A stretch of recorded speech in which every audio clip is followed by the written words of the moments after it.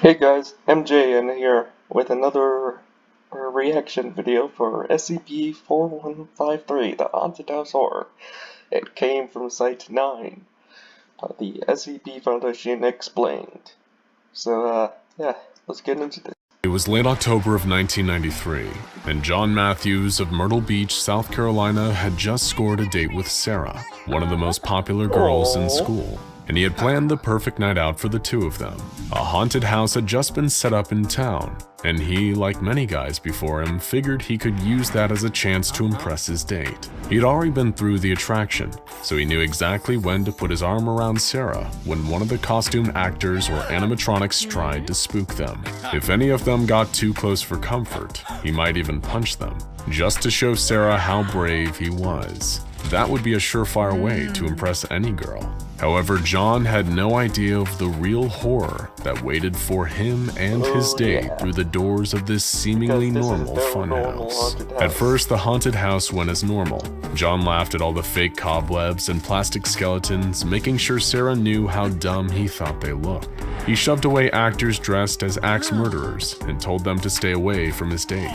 It was dark, so they couldn't really see each other's faces, but John guessed that Sarah was probably really impressed. All in all, the date was going well, until they got to a room that John hadn't seen the first time he'd been through. It seemed like it had been added overnight, but at the same time it didn't mesh with the theme. The theme of the haunted house this year was Cannibal Hotel, but this room looked more like Dracula's castle, complete with actors dressed as Frankenstein, the Wolfman, and Dracula himself. One of them was even a dead ringer for the actor Vincent Price. John and Sarah watched, confused, as the actors performed their routines which, just like their surroundings, seemed out of place. It was total hackneyed, full of lame puns and very basic scares, though the special effects were undeniably impressive.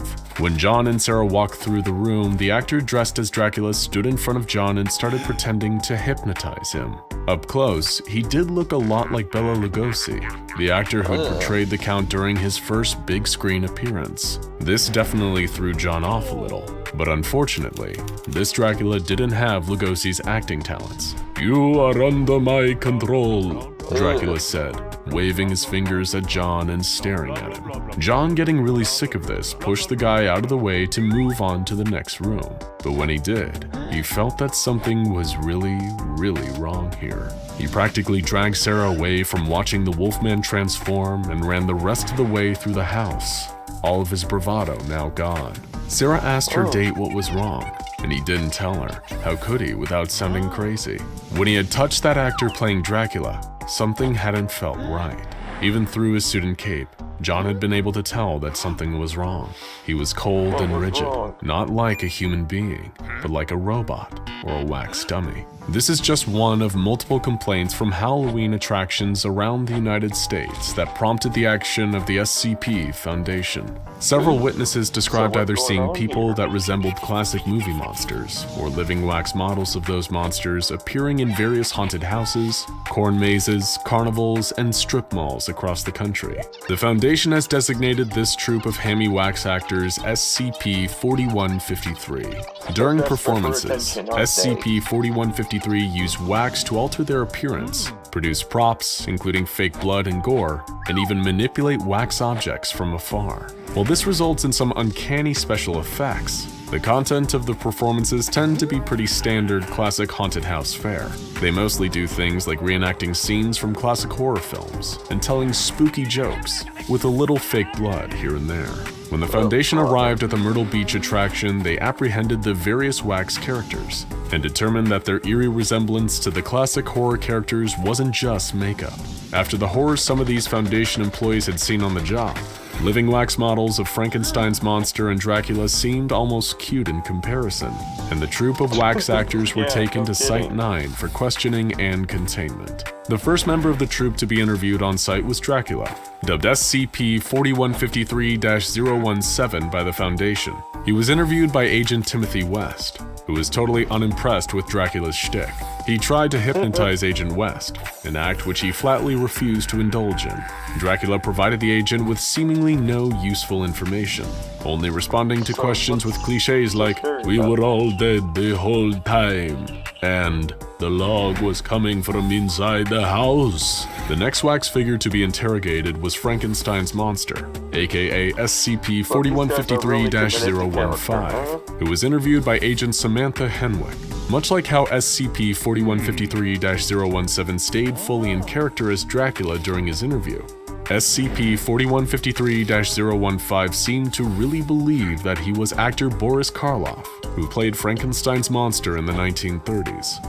The SCP spoke in an exact imitation of Karloff's voice and speech patterns, and talked to Agent Henwick as if she was another actor on a movie set. He talked about how honored he was to be part of the project, and asked, "Are we rolling?" when he noticed the conversation was being recorded. Agent Henwick responded to the SCP's comments with confusion, a fact which he took to mean that she was staying in character. Like a true actor, he took a moment to prepare himself before pulling his own head off, much to the horror of Agent Henwick. The last and probably most interesting of the interviews conducted in 1993 was with the wax figure who resembled Vincent Price. More specifically, Vincent Price in his role as Henry Jared in 1953's House of Wax, a movie about a mad sculptor who made wax figures out of the corpses of his victims. This wax figure was designated SCP-4153-036 and was interviewed by Agent Gerald Penn. Penn started the interview with a simple question: why do you try to frighten people? SCP-4153-036 had an equally simple answer. Why does anyone try to frighten? It's fun to be frightened. Almost as much fun as it is to do the frightening. Penn was skeptical, pointing out that the wax figure's act wasn't especially frightening. The SCP laughed dismissively, telling Penn to have some respect for the classics. Penn was still not having any of it. He had been with the SCP Foundation for 20 years at this point, and he'd seen enough real horror that the so-called classics had no effect on him whatsoever. He pressured Price for answers. But instead of responding with a straight answer, Price launched into a speech about his feelings on monsters. He said, "You'll call any oaf with a steak knife hunting gaggles of teens a monster these days. There's no wit, no humor, no charm. Where's the passion, the artisanship? Where's the sense of theater? Would you like to know something peculiar? I've almost never played a monster.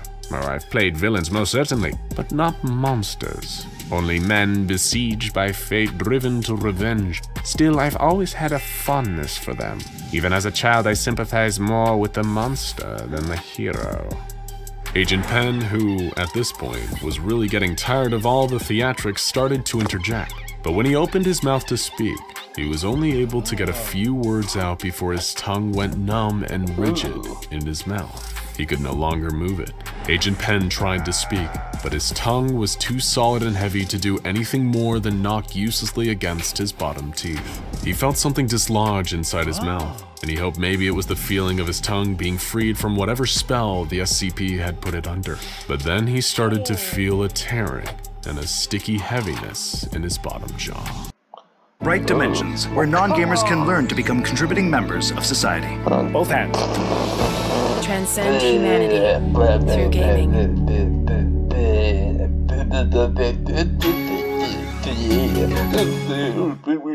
Agent Penn reached up and felt a... Oh, come on, I have to do this. Why does this happen every time?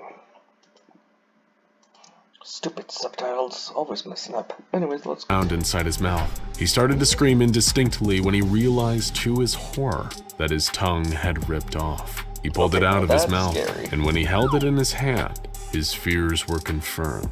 Somehow it had become nothing more than a lump of pink wax. Now completely tongueless, Agent Penn continued to babble frantically, no doubt trying to curse at the wax creature sitting in front of him. SCP-4153-036 finally paid attention to his interviewer's distress at this point. He turned to Agent Penn with a look of disapproval and disappointment and said, "Oh dear, your tongue seems to have gotten away from you there. Here, allow me." The SCP leaned towards Agent Penn, and though the agent wanted to resist, he found that he could no longer move his arms. In fact, his whole body had gone numb and rigid, just like the wax tongue. The only movement he was capable of was opening his mouth, and the wax facsimile of Vincent Price started molding his tongue back to the proper shape. and reattached it inside Agent Penn's mouth. Agent Penn whimpered, unable to do anything while the SCP's hands were in his mouth. The creature said, "Hush now, I warned you about this. I told you that you mustn't disturb the wax before it hardens. That is a crucial part of the process. It needs to solidify. Otherwise, you risk disturbing the performance." By the time his tongue was reattached and resealed, Agent Penn was on the verge of tears. He gurgled, gasping for air, wiggling his tongue around in his mouth to make sure that it worked. The SCP returned to his seat, pleased with his own handiwork. "Splendid, splendid, good as new. Now, let's take it from the top, shall we?" Agent Penn took a deep breath, steadying himself as SCP-4153-036 whispered the word, "Action." Penn resumed the interview with the same simple question. Why do you try to frighten people? SCP-4153-036 gave the same simple answer. Why does anyone try to frighten? It's fun to be frightened. Almost as much fun as it is to do the frightening. The interview continued for only a few minutes longer, with both parties repeating only things they'd said earlier in the recording. The log ends with SCP-4153-036 once again saying, "Have some respect for the classics." Not long after the interview concluded, Foundation management completely lost contact with Site-9. A mobile task force was sent in to investigate the cause of this loss of contact, and on arrival, they found a catastrophic containment breach. Not a single member of on-site personnel was found alive, and strangely, all of their bodies seemed to be coated in wax. Further examination revealed that this initial observation wasn't the case at all. They weren't just coated in wax. No. Every member of the Site-9 team had all of their major organs, including their skin, surgically extracted and replaced with sculpted wax. Of course, this was assumed to be the doing of SCP-4153, but oddly, all of the autopsies suggested that the removal of organs had happened weeks before the apprehension of SCP-4153, even though all of the on-site personnel had seemed alive and well right up until the containment breach. Outside of being replaced by wax, no damage was done to the bodies. It seemed that everyone had just dropped dead at the same time. There was one body that was different though, that of Agent Gerald Penn. Agent Penn's decapitated body was found in the same containment cell that had been used for SCP-4153-036. Next to the body was a photograph showing SCP-4153-036 holding up Agent Penn's screaming head, and on the back, a single sentence was written. "From one horror aficionado to another, always stay ahead." All of the SCP-4153 instances remain unaccounted for, and MTF Iota-10, also known as the Damn Feds, continue to monitor for new sightings and reports of activity that may be linked to the Wax Troop. Hopefully one day, they'll be taken into Foundation custody and contained, and maybe all it will take is for them to meet someone with a sufficient appreciation for the classics. Now for some... Alright, so that was SCP-4153, not as terrifying as I thought it would be, because it was actually pretty boring. I mean, come on, that's dumb. Should I even upload it? Well, if you're watching this, then I uploaded this. Check the description for the original video, like and subscribe, all that jazz, and goodbye.